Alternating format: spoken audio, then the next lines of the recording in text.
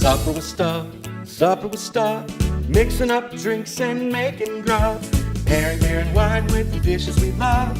Come on in and see the spell of Supper with Stub.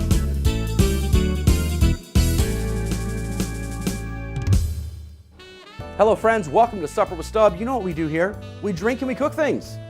Today's menu includes an easy to make mid-hectic week meal of Greek-inspired chicken pitas that is great for you and your partner, or the entire family.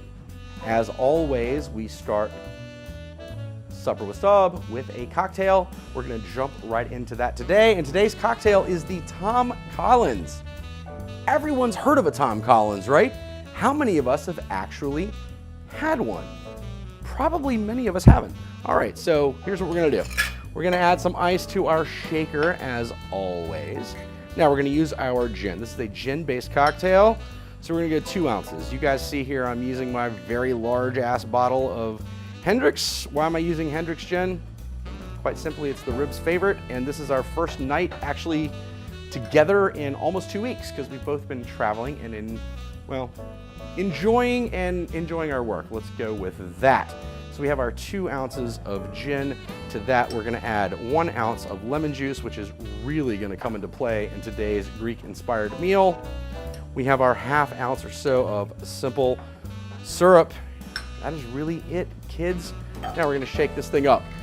Now let me tell you about the Tom Collins cocktail. We've all heard of it. Probably most of us think of it as an old-fashioned cocktail.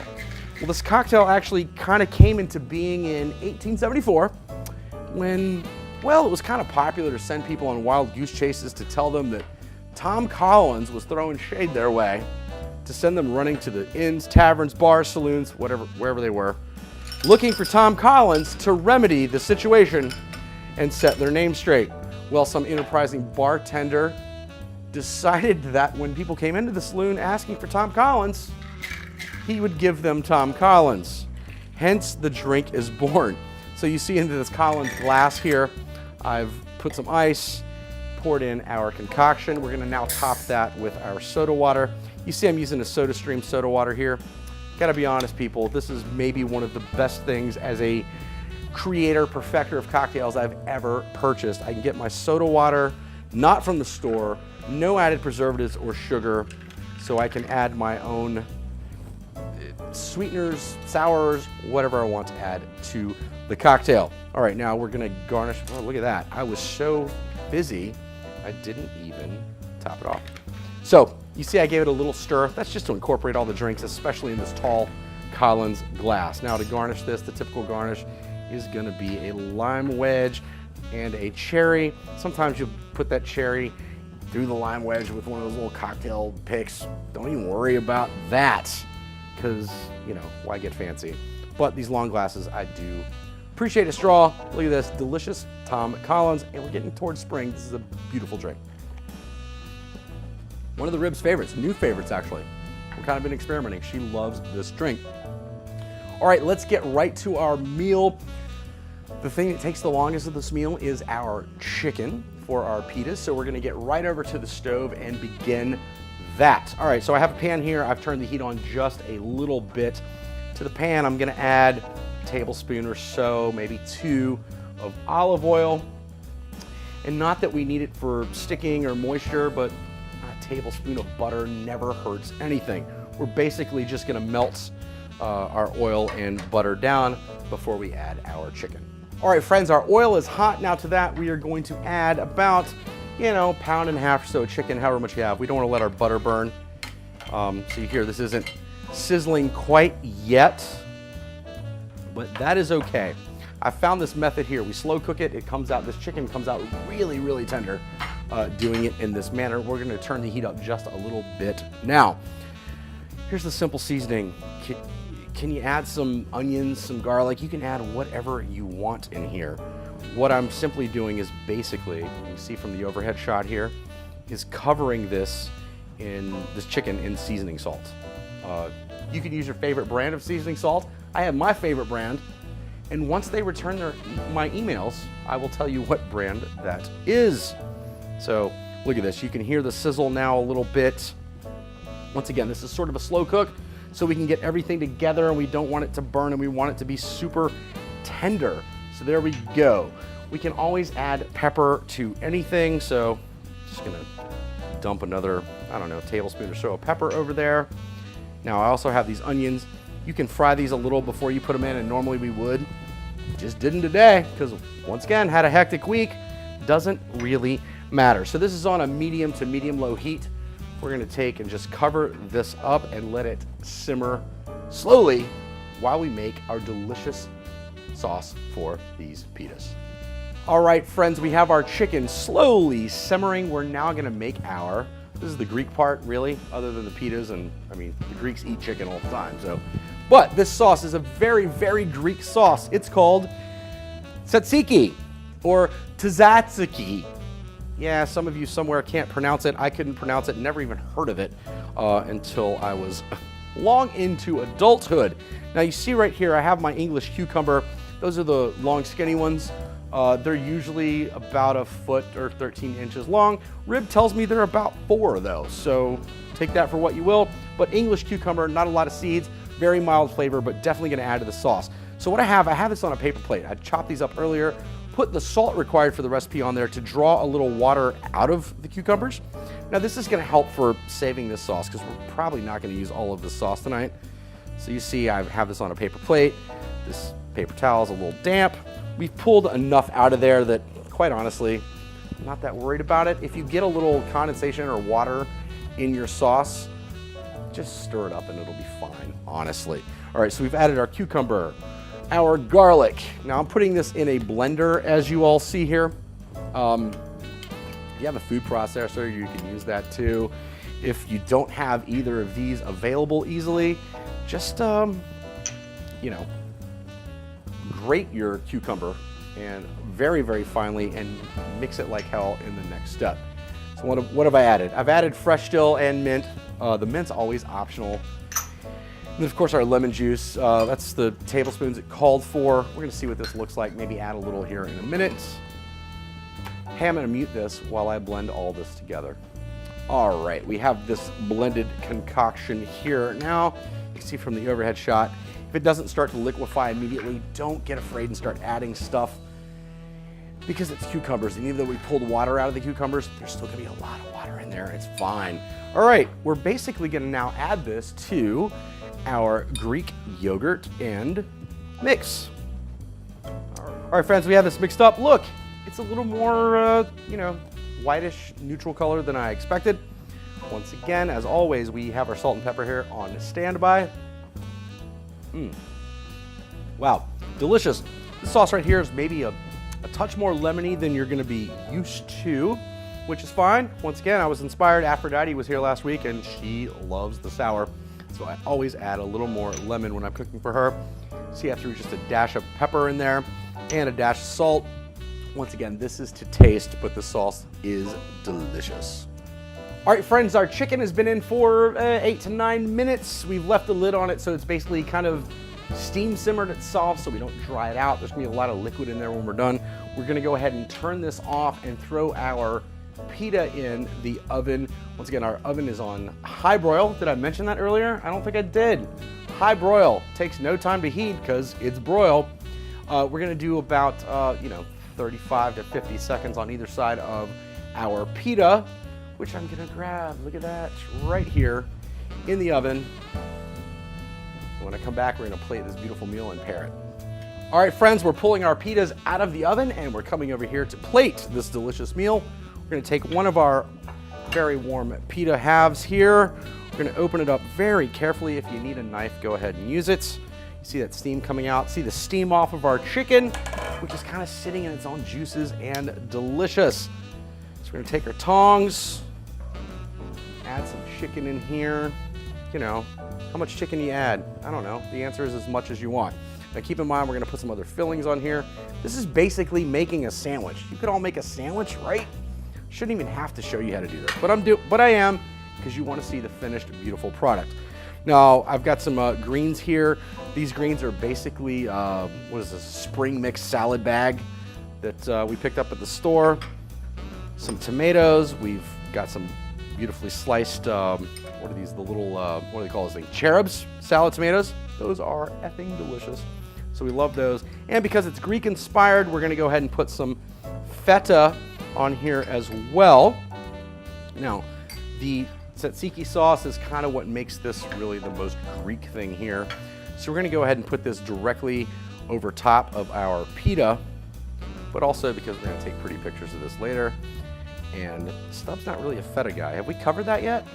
Here's what we're also gonna do. We're gonna add a little shredded cheddar cheese right there over top. Look at that beautiful pita sandwich. Now, what are we gonna serve this with? We have some baked beans here.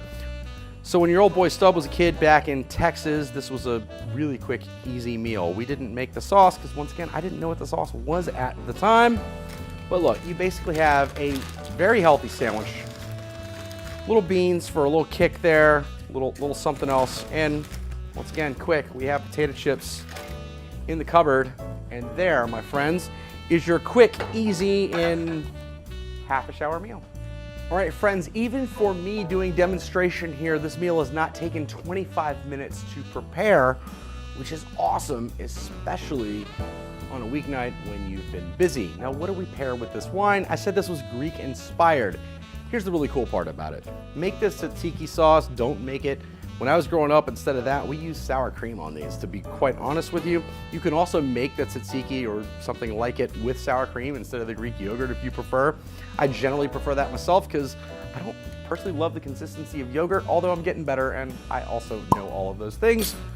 But we're gonna make this super Greek by opening a Greek wine, and this is Assortiko. I said Assortiko. I'm really trying to be correct and did it wrong. Assortiko. The Assortiko grape is native to the island of Santorini. I'm guessing you've heard about it, probably on some, I don't know, travel show or something like that. It's beautiful there, but it's also a style of the wine as well. And Assortiko, grown on the island of Santorini, is not oaked. So what do you get from this grape? Well, the number one thing, and those of you who've known me for a long time know, the key that I say, and many of us do in the wine industry, say the key to pairing wines is acid, acid, acid. Here's the cool thing about Assortiko as a grape. Even as it gets more and more ripe, it maintains its acid component. Now, it's also grown in other areas of Greece, a little bit outside of Greece. There are some oaked versions of it. It can be a little sweeter, but it's generally very minerally, very acidic, and very citrus. So you're gonna get that lemon, you're gonna get the lime, you're gonna get a little bit of grapefruit. You also get some fresh grass in there. So if you can find Greek wines anywhere, even at a grocery, if you have a nice grocery, Assortiko will probably be one of the selections. Now, for those of you who are very quickly stopping at the grocery, but you're like, hey Stub, I still want a nice wine to pair with this easy, quick meal because, you know, like you, I want to be full-time fancy even when I'm cooking quickly and simply for myself and my partner or my family. Well, I will tell you this. Let's open a Chardonnay, and let's open a more Burgundian style, and some wine people hate that phrase. What does Burgundian style mean? Less oak, a little more crisp, a little more traditional Chardonnay. For me, I go to California all the time. I go to California Chardonnays, and you think these big butter bombs. Well, I'm drinking right now the 2015 Jordan Russian River Valley Chardonnay. So you're gonna get a little bit of butter on there on the nose, like this little creaminess. However, you're also gonna get that brightness of the Chardonnay fruit, which is gonna go well with what is inevitably, at least when I make it, a super salty meal. So let's try this here.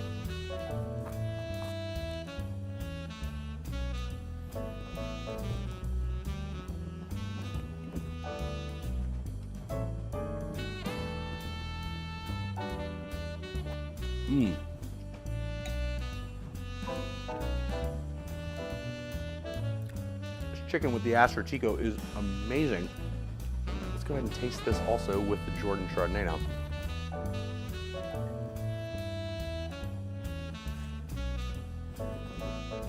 Look, definitely a different flavor profile from the two wines, as one would expect, but wow, both are so delicious with this chicken. Yeah, this Jordan fruit, you really try this Jordan Chardonnay. You should be able to find it fairly readily My friends at Jordan will, number one, love that you picked it out, but I love telling people about their wines. They've been making some great wines for a lot of years there in California. So, once again, we also know a lot of you watching Supper with Stub, you're like, Stub, I know you love wine. You're full-time fancy with your wine. You know all the wine stuff, but I'm a beer person. Well, I got something for you too. Today with this meal, we are drinking the Bonito Blonde Ale from Ballast Point Brewing. Ballast Point Brewing was founded in San Diego, 94 or 96, I think. It was one of those dates. I know it was one of those. I just don't remember which at the moment. This Bonito Blonde Ale, though, is a crisp American ale. Nice, you get a little bit of a yeasty note on it, but nice, crisp, a little bright. Initially, you get what you're gonna think is maybe a little over hoppiness or hoppiness character out of it, but wow, it's so beautifully blended, beautifully made that you get that crispness without that bitterness of hops actually in the ale. So this is the Bonito Blonde Ale. Notice the can here. I'll zoom in on that a little bit later. It's Bonito. So Bonito in Spanish means good looking in the male gender, which is obviously super perfect for your old buddy Stub here. But Bonito is also a fish, as most all Ballast Point beers are named after fish or nautical terms or whatever. This is a great beer. I love this beer. Full disclosure, I did a great interview and kind of tour of their new facility here on the East Coast within the last couple of months for my gig at City Magazine down in Southwest Virginia, which was a ton of fun, which was actually the first time I tasted this beer. And when I was thinking of what to pair with this meal, this beer came to mind immediately. I gotta be honest, I'm not at all disappointed. Here's another cool thing about this beer, 4.5%. So alcohol-wise, you'd consider this a light beer, but it's full of flavor. So it's great for coming into the spring and summer, whether you're sauteing, grilling out, or whatever. But nice, like I said, just crisp bite, really goes well with food. Well, there you have it, friends. We have our Greek-inspired chicken pitas with our homemade tzatziki sauce, wine pairing, beer pairing, great cocktail. If you have any type of home bar, you have all the ingredients probably, or most of them, to make this delicious and somewhat cheeky, fabled drink.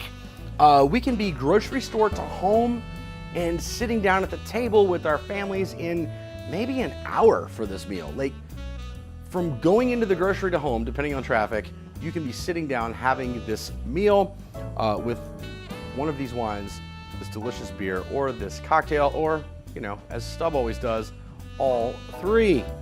Well, I want to thank you for joining me once again. Until next time, remember, there's always a seat at the table for you for Supper with Stub. Cheers, friends.